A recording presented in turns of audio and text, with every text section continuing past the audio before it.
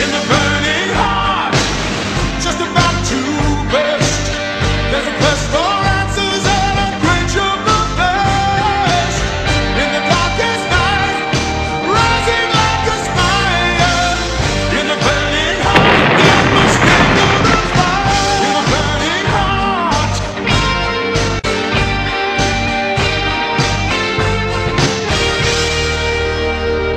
In the warrior's code, there's no surrender. Though his body says stop, his spirit cries never. Deep in our soul, a quiet ember knows it's you against you. It's the paradox that drives us all. It's a battle of wills in the heat of attack. It's the passion that kills. The victory is yours. Greetings, comic book fans. Welcome to my comic book review for this week in April 2012. Yeah, this one is really late. I apologize. Been really busy the past few days, so just bear with me here. And this week I got more Marvels than I got DCs, and that's kind of unusual for me. But then again, it's happened before. Alright, we're going to get things started here with the pick of the week. Pick of the week goes to The Amazing Spider-Man number 683. This is part 2 of Ends of the Earth. Yeah. This was really good. I highly enjoyed this book. This was very nicely done. I still kind of iffy on the costume design for Spider-Man's new costume here, but the tools that he put into this costume does a better job of selling it to the readers. Fantastic storytelling done by Slott. Caselli's artwork is simply phenomenal here. You got, Spider-Man having, he's got, in this costume, he's got everything that he believes can combat, the powers of the Sinister Six. I love how he, I geeked out a little bit when I saw how he found the chameleon and what he did with him and everything. And yeah, the chameleon kind of looks like a chump in this issue, without giving too much away. But what this basically is Spider-Man leading the Avengers to fight the Sinister Six. This is basically round 1, and I think the storytelling goes that Spider-Man got a little overconfident, just a little bit. Peter obviously probably didn't think that the Sinister Six, led by Otto Octavius of all people, could have thought of, contingencies or thought of extra ways to help combat, Spider-Man, because they knew Spidey was going to be bringing the Avengers into this. They knew that, and I guess they had, pre-planned for that as well. And the Avengers get their asses handed to them in this opening fight. What happens to Thor kind of threw me off. I'm like, please, just Marvel, just please don't tell me you're killing him off again. I mean, come on, he's got a movie coming out next month. Don't kill him off. But yeah, the Avengers get their asses whipped, and Otto, Doc Ock, instead of killing Spider-Man, he decides to humiliate Spider-Man. I'm like, oh, that's a sharp punch. Fantastic storytelling. Still hate what Doc Ock looks like. I will never forgive Marvel for that. Never. I mean, give us the Doc Ock we all love. Give us back this. But yeah, all in all, fantastic.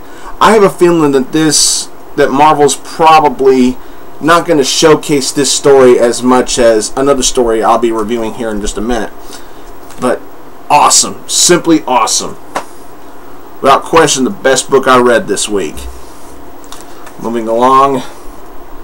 Venom, number 15. What? There's no points? No point 1, point 2, point 3, point 4 shit?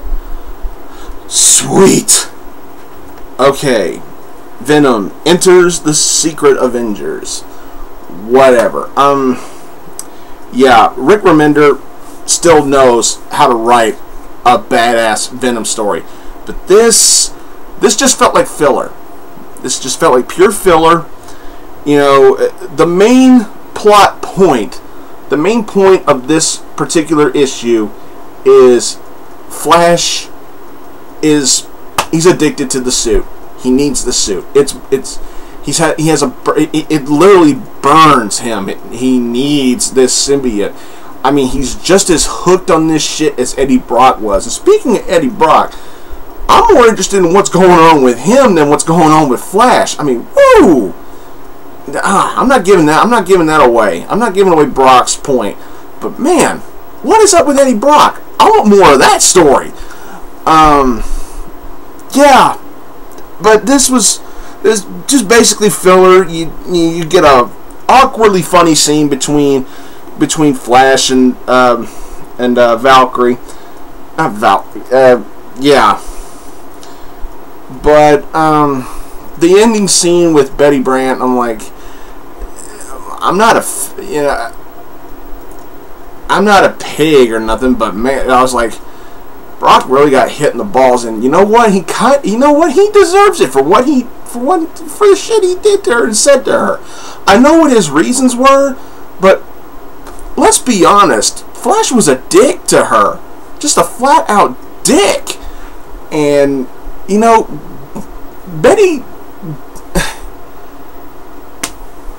what Betty did to him at the end of the issue, he had it coming. In all honesty, you know, I know Flash's reasons were good, but still, a dick is a dick. But that was really good. We're gonna move along here. Wolverine and the X-Men, number 8. Oh man,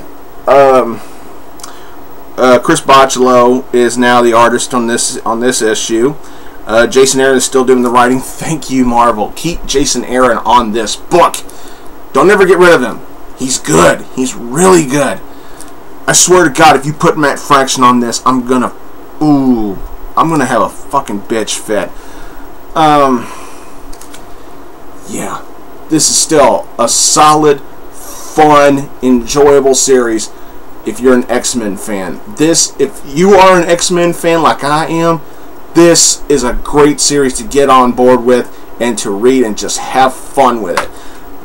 This has both fun and, you know, a tense fight scene involving Beast and Sabretooth. Turns out Sabretooth is helping the new Hellfire Club. Woo! Some great dialogue. The stuff with Wolverine, it was funny, yet at the same time it was just there. The main focus is what drew me into the issue. The fight between Beast and Sabretooth in outer fucking space. And a little bit of a stretch at the end of the fight. The way the fight ends between Beast and Sabretooth, I'm looking at it and I'm going,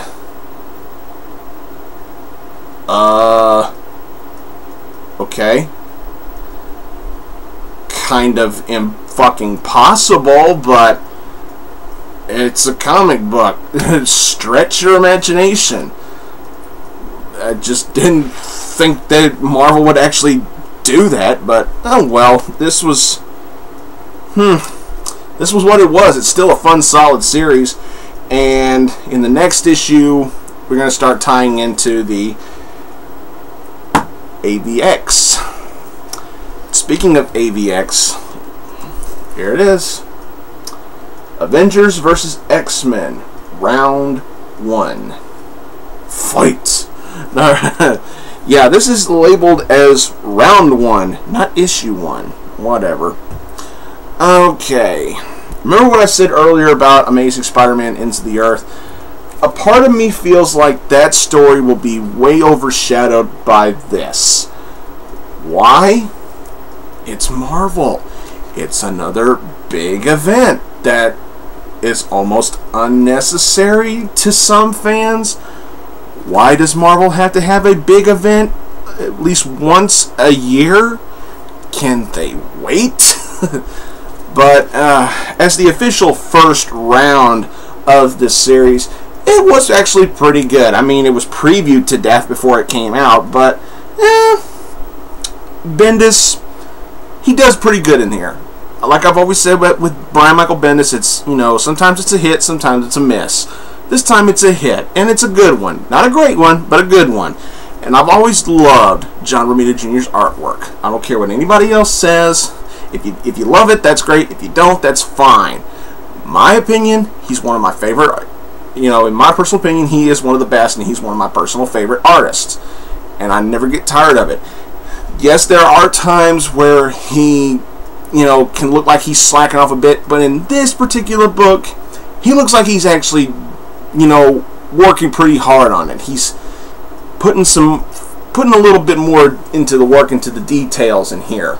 Yes, there have been some times, like in his early run in the Heroic Age Avengers, where he kind of looked like he was getting a little bit lazy, but here, you could tell he was trying to do his best.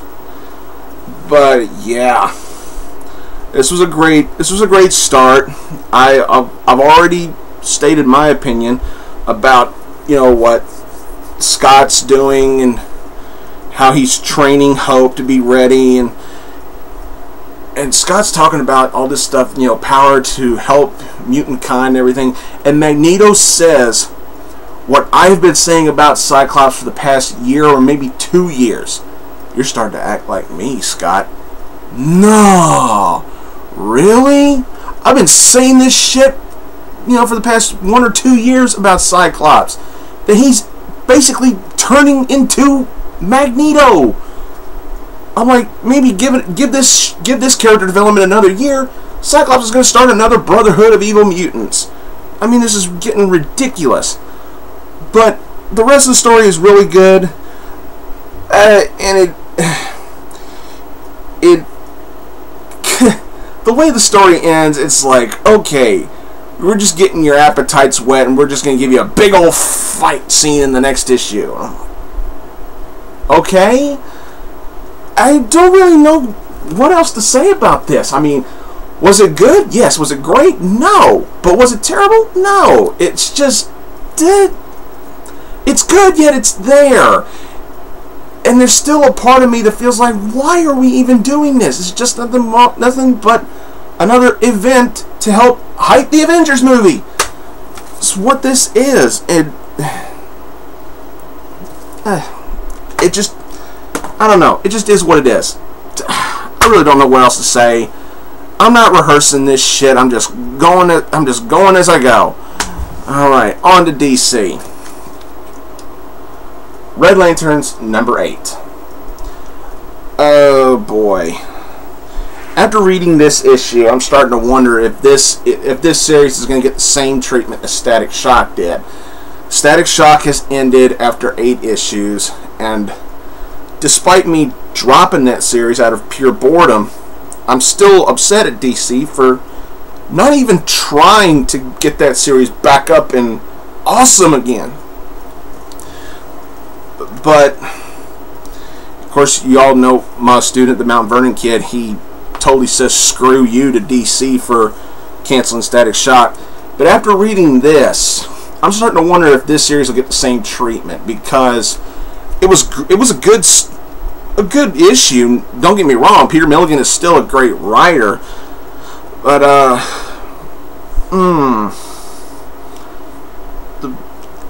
the whole thing, spoiler alert everybody, but the whole thing with the red power battery being destroyed, and the teaser at the teaser line at the last page saying next issue, the death of the Red Lantern Corps. What? This was a series that some fans were drooling over. wanting it so bad. People were wanting a Red Lantern series, and we're just 8 issues in. You're already teasing us and making some of us readers, myself included, that this series could end up going away. And if it does, I'll say screw you, DC, because I like this series, and so does my girlfriend. Out of all the new 52 books, this is the only one that she's actually been getting. I mean, her and her family own the comic book shop that I go to, Arkham Comics, by cheap plug. But if at any time she just wants to read a book, she can just read it. But this is a series that she actually purchases, that she actually gets, and to tease us and make some readers believe that this could go like Static Shock did. That ain't cool. That ain't cool. But the story is really, really well done. You got Atrocitus' son still wearing the torn up flesh of Corona, which is kind of icky yet badass. Yeah, let's go with that. Icky and badass. Trending worldwide. But yeah, all the Red Lanterns. Oops, excuse me. Drop that shit. All the Red Lanterns getting ill and dying, except for the Red Lantern from Earth, apparently, and with the red battery smashed all to hell at the last page. DC, I mean, you're giving us blowout after blowout on this series, and you're making me believe that this is going away. I spoke too much about this. The book was pretty good, but just you know, moving along. Justice League International number 8. Here's another series that now I'm having problems with, and I'm putting the blame solely on Jeff Johns. Why? Let me explain. In my opinion, Jeff Johns is ruining this for me, because this was a good story, a good issue. Yeah, Dan Jurgens is still a great writer, but what's ruining it for me, I can't read any of Batman's dialogue that looks helpful to the rest of the team without somehow screaming bullshit, because of Justice League number 7, when Batman said what he said on that intercom, basically totally disrespecting everything that the JLI has been through with his help. It was just Jeff Johns' way of saying, hey, my Justice League is better than your Justice League, so fuck you. So, you know what I say? Because of that, fuck you, Jeff Johns. I'm a big fan of your writing and everything, but for that, I gotta say fuck you, because this, I can't look at any scenes or read any good scenes or read any good dialogue from Batman in this series without thinking bullshit, because now because of Jeff Johns, I can't look at this and think he's being sincere, because he's Batman, for fuck's sakes. If Batman has a problem with someone, he's not gonna tell somebody else to tell them for him. He'll tell you right to your damn face. And because of that, because of Jeff Johns, I can't enjoy this series as much as I feel like I should be. Yes, Batwing is officially on the team, apparently. I don't read Batwing, but I've heard good things about it, and I kind of regret not jumping on board with that series, but I just feel like it's a little late for me to start. But yeah, we get some repeated dialogue from what happened in the last issue concerning the UN wanting to shut down the JLI and shit. And a big appearance of a certain someone. I won't spoil it at the end of the book. Woohoo! But the rest of it is just, I don't know. I mean, I want to be able to enjoy the series more than I am right now. So, because of that, thank you, Jeff Johns. We're going to end this with Detective Comics number 8. This is another 2-story split book with Tony Daniel still doing excuse me, still doing the writing and the artwork, which is really, really good. The first story is Batman tracking down and stopping one of the Scarecrow's newest plots. I gotta say, I like the Scarecrow's look in here. Very nice, very, very nice.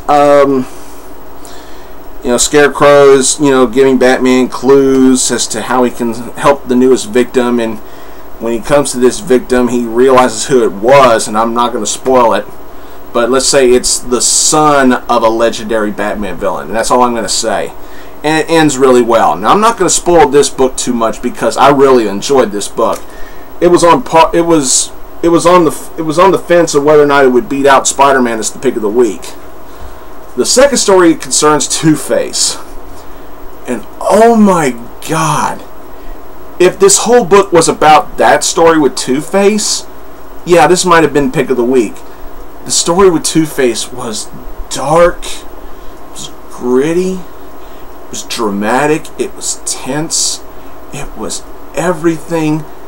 It was everything I love about Two-Face, and it was simply beautifully done.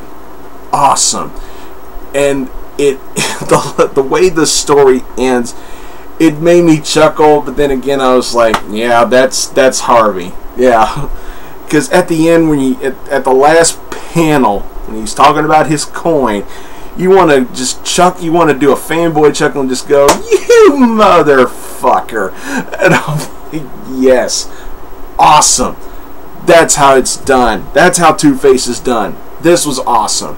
Do yourselves a favor and get this book. If you only had to get one DC book this week, I hope you made it this. Really, really good. Alright. That's all I got for my bashing / reviewing. Don't forget to follow me on Twitter and Tumblr, please. And please subscribe to my second channel, Blugoblin X. And thanks again for watching, everybody. And until next time, I'll see you later.